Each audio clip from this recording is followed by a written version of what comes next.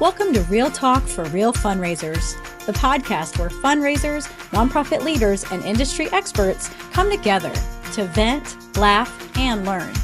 Through candid storytelling and insightful interviews, we explore the highs, lows, and everything in between.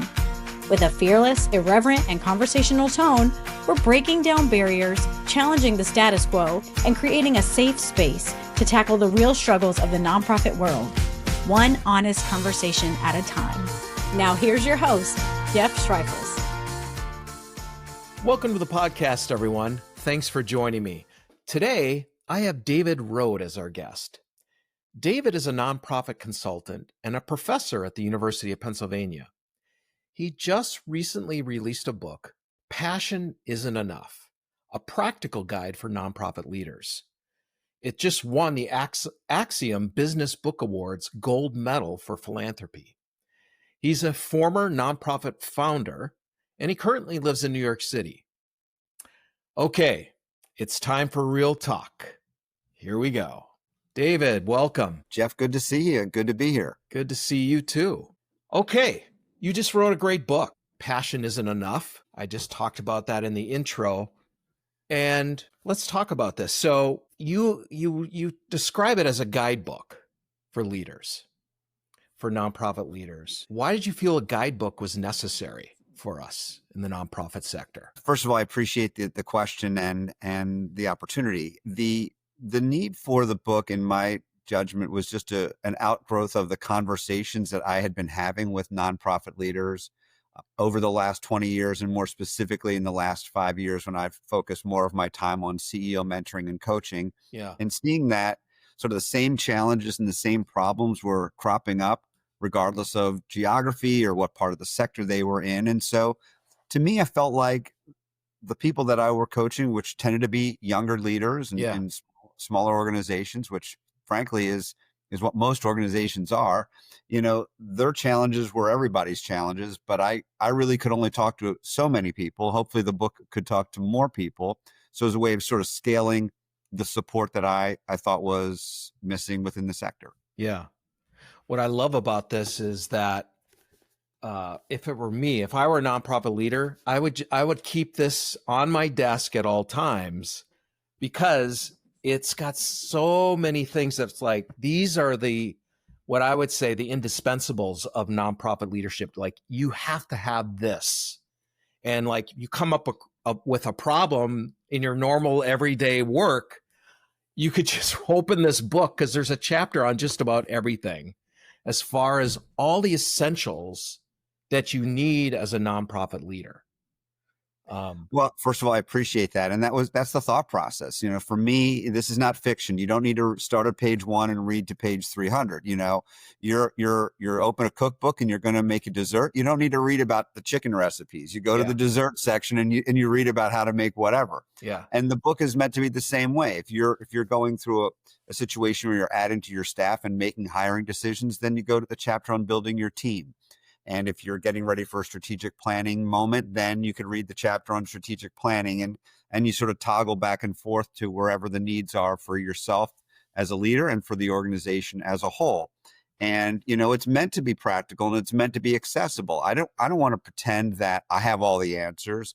I interviewed 22 different nonprofit CEOs and subject matter experts. And so while you're hearing most of the book is me and my perspective, but there's also all of these best practices and perspectives from these other professionals. And together, what we meant to do is just give leaders more confidence, more tools, even sometimes just the questions to ask when they get into situations, so they feel a little bit more secure, a little bit more confident when they approach the different elements of running the organization. Yeah. Let's talk about your background a little bit. You owned your own business. You're an entrepreneur, and then you moved into the nonprofit space. So talk about that journey for you. Yeah, I had kind of 3 different careers. I had a more traditional corporate consumer packaged goods marketing career, which then morphed into this more entrepreneurial career. And then I was at a point in my life, I was around 40 years old, and I don't know if it was a midlife crisis or just a moment of reflection where I said, I kind of wanted my work to mean more. Than it was. And I had been successful at the things that I had done, but I don't know that they were making any lasting impact on the world around us, if I was being honest. So that's something that I was, very intentional about. I made a pivot into the nonprofit sector.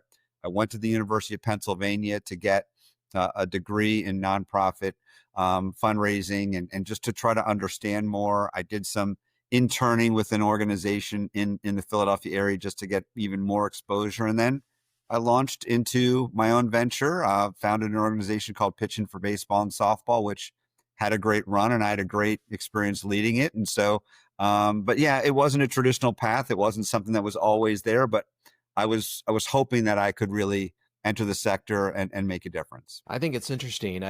So you had the successful for-profit world stuff that you did, and then I love that there was something inside of you that said, hey, I need to do something else. I need to do something that I feel like has real meaning. And so you went to the nonprofit side, and it wasn't like you jumped in. You first went to the University of Pennsylvania and got some, learning in, and then you started your nonprofit.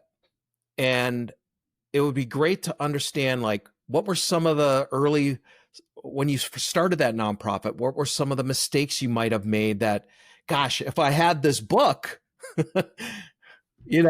I could have avoided some of the mistakes I made maybe early on and as you started it. Yeah. When I reflect back, and I wrote a business plan because I thought that's what we were supposed to do when you started things. And then I looked at it after a few years into the organization and realized that about 80% of it was like nonsense. Like, it just didn't happen. There was a 20% piece of it though, which really, really landed in a big way. And so it's just funny, like what you imagine success would look like and who's going to support the organization and how it's going to grow. And some of those things really didn't happen. A whole bunch of other things did happen. And I'm excited about that. But I think the big mistake I made, and, total transparency, is I probably fell into the trap that many people do, which is my initial board was pretty much a friends and family board. And everybody was the big fans of David Rhode, which is great, and loved what I was doing and had a shared passion for the work. But I didn't really do a good job of explaining to them what the role of being a board member was going to look and feel like. We didn't talk at all about fundraising or money that they were going to need to contribute. I was a little uncomfortable around that. You don't want to ask your friends for money, whatever, all those things. So, what I wish I would have understood is I was doing both the organization and those individuals a disservice by not treating the responsibility with a little bit more professionalism and creating a clearer sense of expectations. And so, it took me sort of a 2.0 and then a 3.0 of my board to kind of get it to the point where it was really, they weren't friends and family. Then I had people from Wilson Sporting Goods and people from ESPN and former Major League Baseball players and all kinds of other things that were now populating the board of this baseball and softball charitable organization, which made sense and which much more reflective of the kind of work we were doing, the national and even global scale of the organization. And then was a signal to future board members like, this thing has got it really going on. If you're trying to recruit, somebody who's a C-suite executive and they see who's on your board and it's your brother and your mom and your neighbor and whatever, like that's not who they want to, no offense. That's not who they want to associate with. They want to also increase their professional networks. Yeah. And that's one of the motivations for joining a board for many people. So, I really needed to rethink that because I had the right people later on, but I had the wrong people, even though they were well-intentioned initially. Yeah. I think that's great advice. Every nonprofit starts with one person or a group of people that are passionate about something, right? And they get going and they realize, we actually need to professionalize this. And so I think for those that are listening that are thinking about starting their own nonprofit, this is a key point in all of this, is that you really need to think about this board, these people that are going to come alongside of you to help you run this thing, to make sure you have the right people in this. And it's not just about family and friends, but it's really looking at what are all the aspects of fundraising and governance, who can make connections for you. Those are all really important things to think about when you first start your nonprofit. It is. I think the board is one of the key levers, and just understanding, how precious we need to be about handing out board seats. I think one of the things that happen is, we get out there as the passionate, face of the organization. We're talking about our work, and people feel that energy, and they're maybe attracted to them. They want to become part of what you're doing, whatever the cause might be. And then they say those dreadful words as, "I'd love to join your board." And then you, are flattered by that. And you say, "Oh, that's great. Let's do it." And then it's like, hold on a minute. Like, this is like getting married on the first date. Like, maybe we should just get to know each other a little bit better. Maybe you need to get to know the organization. Maybe I need to get to know you, where your strengths are. Have you raised money before? What's your availability in terms of time? What are your connections? How comfortable are you reaching into your own networks to bring people in? Understanding that when you reach out to somebody else, they might reciprocate and ask you to support the things that they care about. That's all kind of the way the world works. And so I think just, slow rolling the nature of building your board and how critical it is to get those first few seats right, because the way they signal how sort of like the level of seriousness and the level of professionalism of your organization that the board can really signal to the outside community. So I think the board is a huge lever, and something that most of us get more wrong than right initially. And I think that that's something that I see repeatedly in the work that I do. Yeah. Yeah. We have a lot of listeners who are obviously they're fundraisers. And as someone who was new to the nonprofit world and then realized you have to do the fundraising stuff, how comfortable was that for you to move into that and start asking people for money? And how did you evolve yourself around feeling comfortable about fundraising and then excelling in that? Well, there's a couple answers. One is I don't know that I've ever gotten completely comfortable with it. and so, but I've gotten much more comfortable. And I think the key thing that I had to understand and internalize was that I wasn't selling something to them in that sense. Like, I wasn't taking money from them. I was trying to make them aware of the work we were doing and the impact we were having, and trying to understand if this was a fit for the way that they wanted to also see the world become a better place. And, when you can have more of a dialogue and more of a comfort zone around that, it sort of takes a little bit of the pressure off this specific ask. And so that's one aspect of it, is just understanding that I didn't need to feel all the pressure. If anything, as I got better as a fundraiser, what I did a better job of, and what we talk a lot about in the book, is just learning how to ask the right questions. Yeah. And getting the donor or partner to talk about what motivates them, what they care about. Then you can come back to them and say, you mentioned X. Well, we're going to be doing more of X, but we also could use some support to do it. Is this something you'd like to, be involved with? And then it becomes a little bit more of a match. You're helping make a match versus you're trying to land the fish and bring them into the boat. Yeah. Sort of that picture. So I really just became better at asking questions. And I think the best fundraisers do a good job of that. They get to know people. They know what's behind them. They know what their interests are. And then they kind of help direct things their way that are going to fit their priorities. Yeah. What do you think that most nonprofit leaders get wrong around fundraising or philanthropy? Well, I think there's many things. One is they don't understand the fundamental nature of the landscape, which is that, somewhere between 2/3 and 3/4 of all giving is from individuals, right? So they think, oh, grants are going to be the way to go, or big corporations are the way to go. And, corporate support's fine, but it's roughly 6% of the US giving landscape. So, if you put all this time and effort into thinking that this big company, so you're in Philadelphia areas, Comcast or Aramark or some of the pharmaceutical companies, like, they're big $1 billion companies, they'll support our work. They have very small philanthropic budgets, and they want to spread those across maybe as many people as they can. So how much are you really going to get from them? And, that they have a lot of strings attached when it comes to corporate support. So I think people don't understand the lay of the land fully. That's one thing. The second thing is they think that just because people have a lot of resources, that they're going to give it to them. Mm-hmm. And I think what we don't understand fundamentally is we have to make a case for ourselves. We have to demonstrate that investing in our organization is a wise investment. The people that have built significant resources are not in the business of throwing their money away. They want to understand that they're being strategic and smart about what they're doing. So I think what we maybe don't understand the importance of is building in a set of structures that enable us to demonstrate the impact of our work, to measure the impact of our work, so that we can share not only the sort of the mission of the work and the stories of our work, but we have some proof to back it up. Mm-hmm. And so they don't really understand that we can measure the impact of our work, and not having that data, I think, is a shortfall for many nonprofit organizations when it comes to fundraising.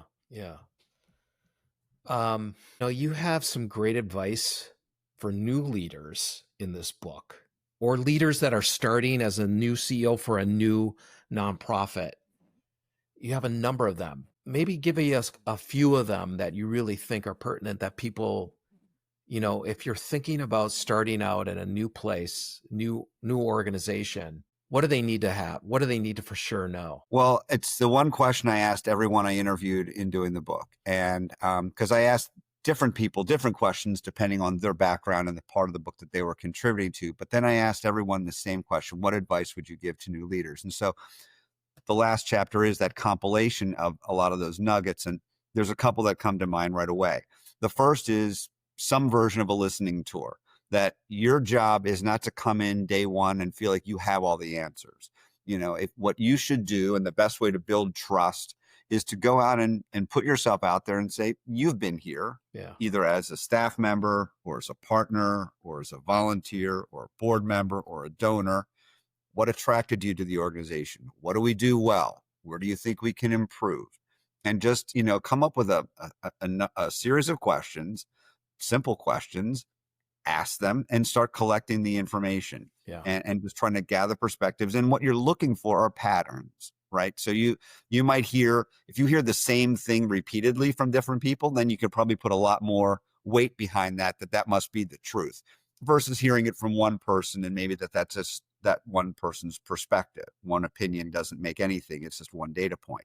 But when the data points start lining up, it's time to pay attention. So I think the first, piece of advice is figuring out how to invest time on a regular basis, whether daily, weekly, monthly. I'm going to talk to our top 10 donors. I'm going to talk to each of our staff members and be very intentional about that, and understand that that's not anything other than sort of accelerating your learning curve so that you can be effective in your job. But to think that you're going to come in day one with your own ideas about how to lead, you might have some of those ideas, but it's best to maybe just hold them back a little bit. Let's fortify our knowledge of the organization before we start making assumptions, because that's just a recipe for, not having a successful start, is if you start launching without the right perspective. So the listening tours are one.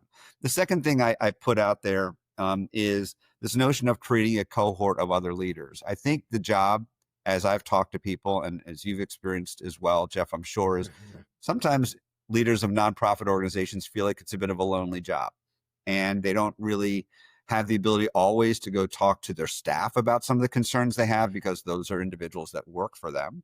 They don't always have the ability to talk to their board, because their board is in effect their boss. And so, and sometimes friends or partners at home don't fully understand or appreciate the work that they do, no fault of their own.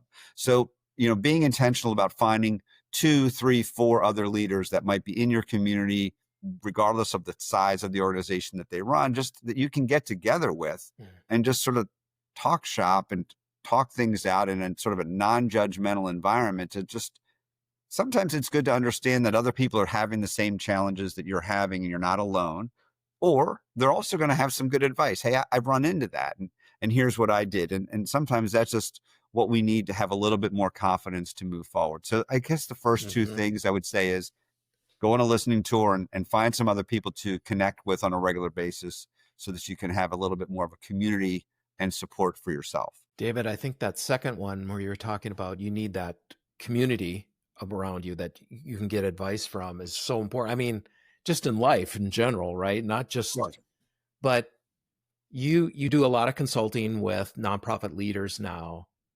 How is that a problem that you see? Do you see a lot of leaders kind of out there on their own and they do feel lonely and they don't have that connection? How do you get that if you don't have it? Well, there's a couple of ways to get different things. I've seen, I recently joined a group called the Nonprofit Hive, which is a community of nonprofit leaders who are just, connecting. And it's basically sort of a one-off conversation each week. You get to meet a new person in the sector and you learn about them, they learn about you. And Tasha Van Black has done an incredible job of building the Nonprofit Hive, and I encourage people to check it out. And that's national, right? It's global. And it's free, and it's a great way to meet new folks. I've started becoming, I think people can become more intentional on LinkedIn and find other people, find people whose language and approach resonates with them, and then begin to, dialogue with them. And people are very open to having a virtual coffee and doing other things. I see what you had to say. I really like your approach. And then you can just sort of like feed off of that a little bit more. So there are communities that are out there, and sometimes you have to just get out of your own office. So whether it's going to a conference or doing something else, I meet people all the time in very unintentional ways. I'm out walking my dog, and what do you do? And I do this, like, oh my gosh, this person I know runs a nonprofit organization. So, you're not going to meet people if you stay in your office, whether that's in your home office or in the actual physical office, if your organization has one. So I just think you have to find a way to get out of your comfort zone and get out of your space. That's where the other people are. So, and again, I think we have to be intentional about our time and blocking that out on our calendars, because we don't have extra time. We have to prioritize our time. And so if we just do it with the extra time, that extra time is never going to occur. We have to elevate it enough so that it says, no, I'm going to do this on Friday from X to Y because it's important. And then it's something you do, just like having a meeting with anyone else on your calendar. Yeah, that's good stuff. I've heard you say that running a nonprofit is like running a business. How so? How does that work? Well, I mean, we're in this business of helping people ultimately. So that's our core service. We're trying to make a difference with a certain population of people. Okay. That's sort of like square one. And in order to do that, we have to do certain things. We have to have good people on our team. So we have to hire people. We have to retain those people. We have to train those people. We have to keep them on board. All of those HR and team building things, that's a business function. That's not specific to the type of cause we have. But if we're going to get good people and we're going to really grow the organization, we need really capable people around us. That's just one area. We need revenue. So we need money coming in on a regular basis. Well, every business needs that. And to treat it as a business, you have to have an intentional approach. You just can't be running here or running there. You have to have a plan, and you have to be thoughtful about it. You don't have to get it perfect, but you have to have, a professional approach to generating revenue and other resources. So businesses do those types of things. And then businesses sort of manage their costs and have a reasonable approach, how to budget and how to manage their money and how to keep track of it and make sure they're on track. Well, businesses do those things too. So if you're just kind of coming into this with your hair on fire to try to, help the world and drive your program and things of that nature, that's great. That's totally fine. That's a reasonable way to enter the sector and to enter, the world, and to be a good human wanting to help other people. Great. But you just need all of these other competencies and perspectives in order for that fundamental program, the mission that you're trying to achieve, for it to be successful, for it to achieve its full potential. Yeah. So I think, if we're looking to do something for a little while, you don't need all that stuff. If you're looking to be around for 3, 5, 10 years and build something that's going to last, then you need some of this other fundamentals in place so that your organization can thrive. So one of the interesting things I saw in your book is this concept of co-CEO or co-executive director. Tell me about that, and what are the benefits of that? Yeah. So the co-CEO model is a little bit more of a new strategy and a new approach for some organizations. It's not that well adopted yet, but I've seen it and I keep seeing it more.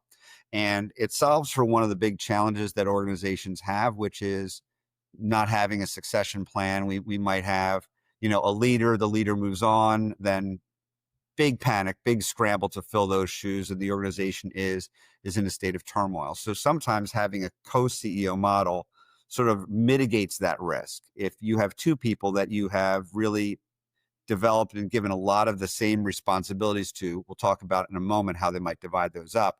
But by definition, if you have two people at that level and one of them moves on, now you're in a position of backfilling in a co-CEO while there's still somebody in place that can keep the organization running smoothly. So that's one general thought. The other thing is, it really can be a reflection of the needs of the organization. So the bigger the organization, sometimes the idea that one person can lead the whole thing, it really might replace this idea of having a chief operating officer or something of that nature. Now, again, every structure can be different, but if there's co-CEOs, one might be a little bit more internal facing, one might be a little bit more external facing, dealing with more of the fundraising and the board and some of those partnerships and things that are out there.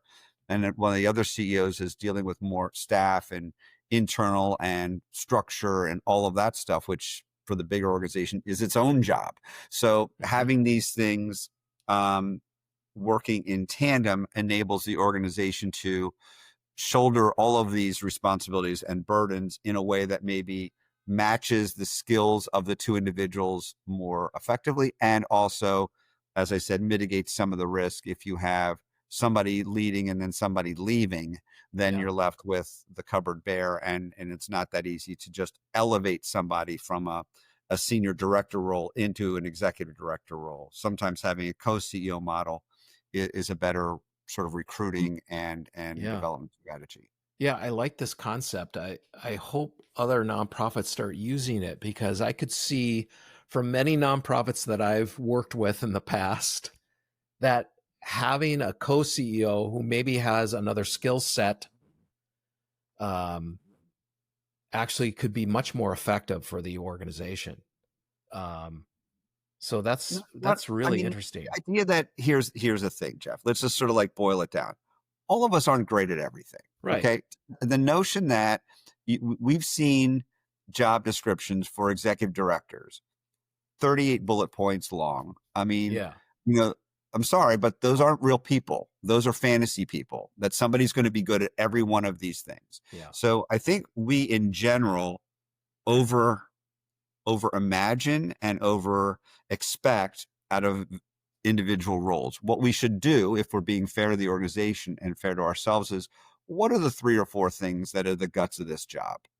And let's recruit for those things, understanding that other responsibilities as assigned, so the catch-all miscellaneous bucket does exist. But this is what, when we think about you as a candidate, how are you going to know that I'm doing my job well 12 months from now, 24 months from now? What are you going to care about? Yeah. Then why don't we just talk about those things? Why don't we hire for that? Why don't we measure that? Why don't we support that? And then, other stuff's going to come along, because that's just human nature. But don't make every job like you're, leading the free world. Like maybe just kind of simplify the recruiting, simplify the hiring, simplify the measurement of and performance evaluation, so that we get the right people for the right roles, and really try to boil that down and not make everything seem like so fantasy land. Because I think it's overwhelming, the expectations for so many of these positions. Yeah, I agree. Another chapter in your book that I really thought was interesting was around branding. And you have a history in branding. I would love And as I was reading it, I was thinking, well, what's the real difference between branding and building a culture in the organization? So I'd love to hear that aspect of it. Yeah. I mean, positioned that way. I mean, I teach nonprofit branding. I worked at Procter and Gamble, sort of the founders in many ways Yeah. of brand management, right? So I have a branding lens. And to me, branding is how other people perceive and experience a product or an organization. So it's really how the outside world understands us. Yeah. And a lot of that has to deal with how we message, how we respond, how we act, how we show up for the community. Culture to me is a little bit more of an internal thing. Like how do we work together? What are our values? And clearly there can't be a disconnect between the brand and the culture. That wouldn't make any sense. But Right. I think culture is a little bit more internal and branding is a little bit more external. Okay. And that's how I would, make the simple delineation between those two. So in my history in fundraising, I did like 12 years of direct response fundraising.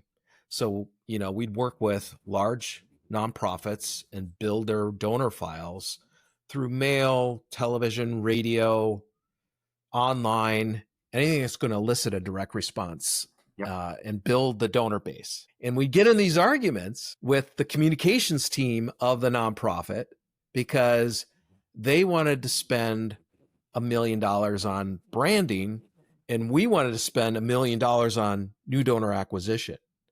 So we're like, how do we're trying to build a donor base versus kind of showing the world about who we are and what it feels like to be who we are. So I'd love to get your thoughts on it, because back in those days, I was like super anti-brand person and more like, let's build the donor base and that's your brand.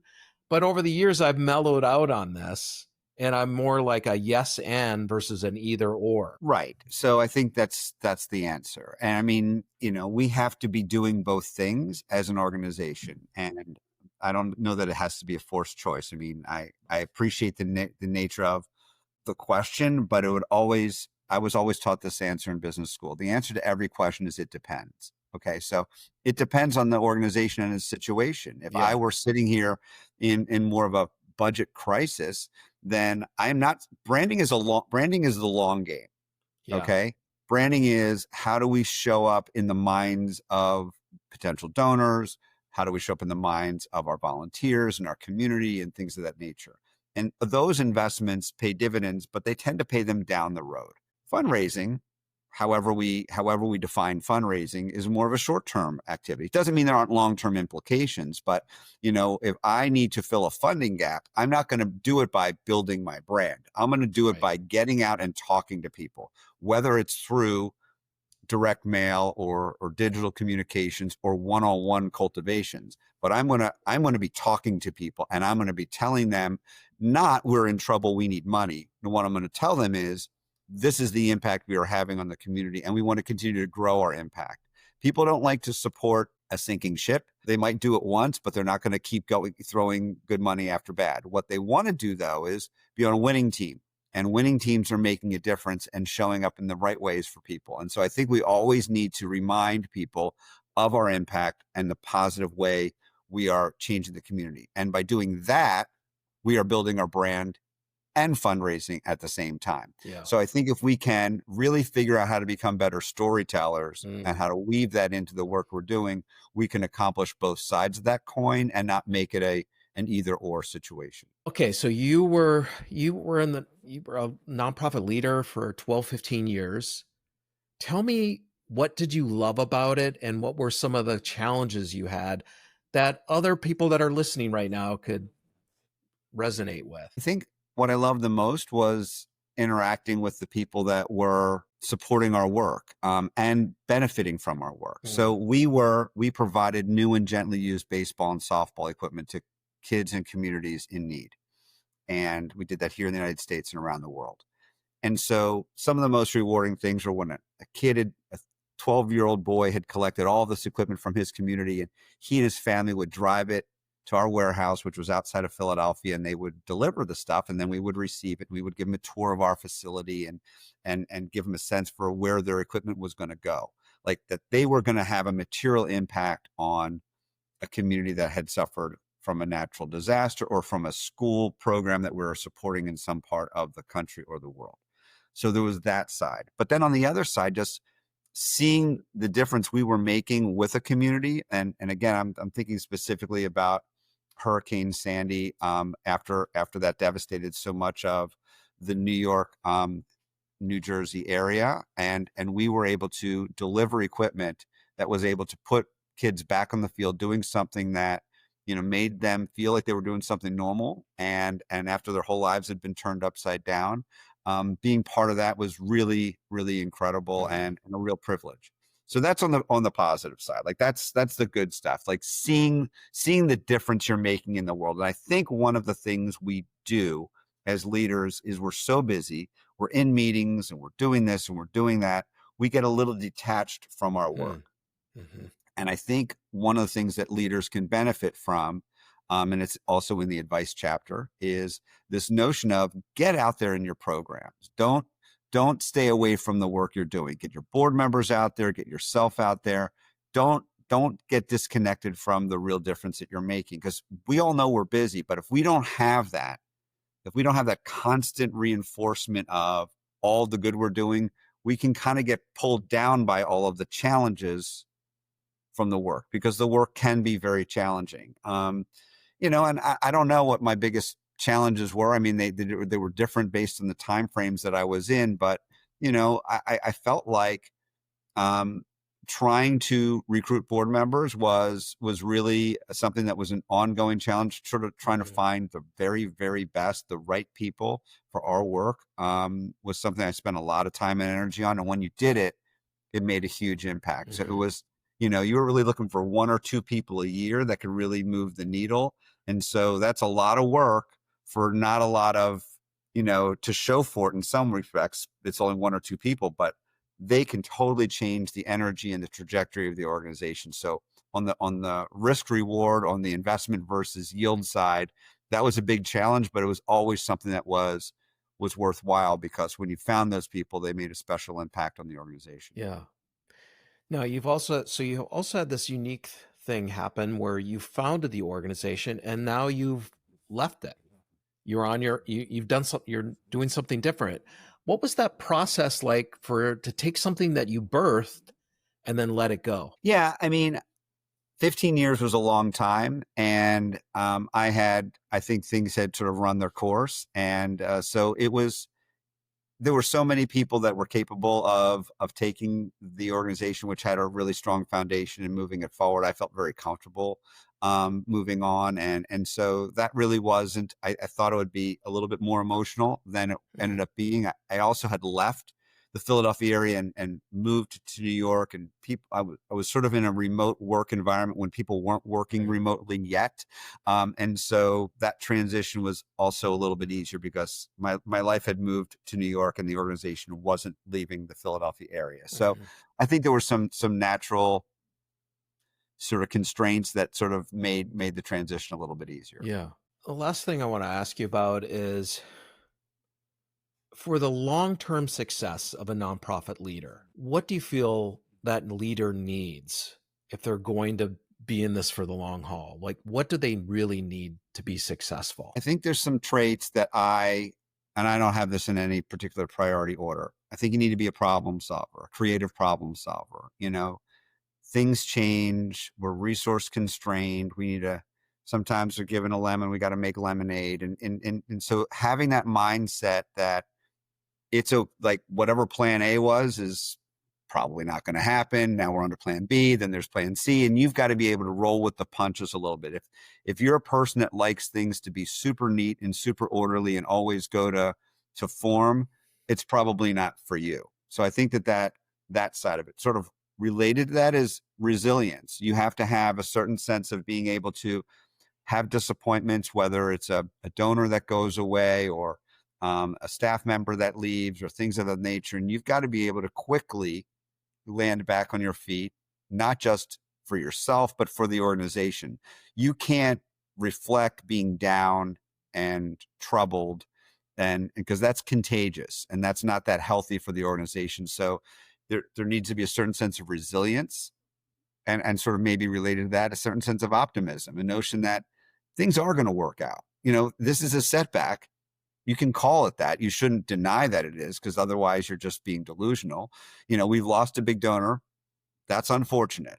But here's the good news. We have 4 or 5 other people that we're in the process of talking to, and I have a great feeling at least one of those is going to come through. So, let's keep pushing with what we're doing, and let's see if there's anything we could learn from the situation where the donor left. If it's something we did, we need to correct that. If it's just the natural course of things, it was a 3-year commitment they made and who knows what. But I mean, I think we need to be resilient.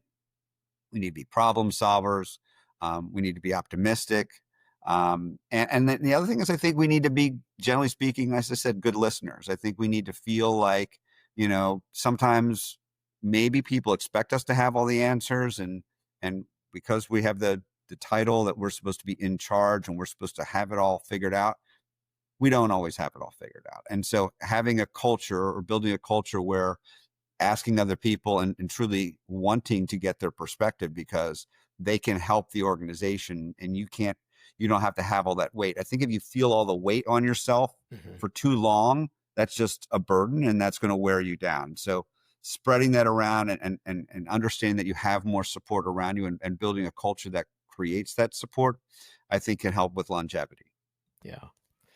Well, I want everyone to get this book. Passion Isn't Enough. Keep it on your desk. You might read it once a month, once a week. It's going to come up. Something's going to come up around the nonprofit's leadership space. If you're running your nonprofit, this book has the guide. It is the guide. I mean, I've had it on my desk for a week now, and I've already picked it up twice, separate from preparing for this podcast, to like, well, what would I do? Because I've been running in situations, other nonprofit leaders have been saying, like, I'm not sure what to do. And I was like, wait a minute, I got a guide here, and it's going to get used. So I really think that if you want to have these indispensables, these things you need to know about your nonprofit, you really should get the book.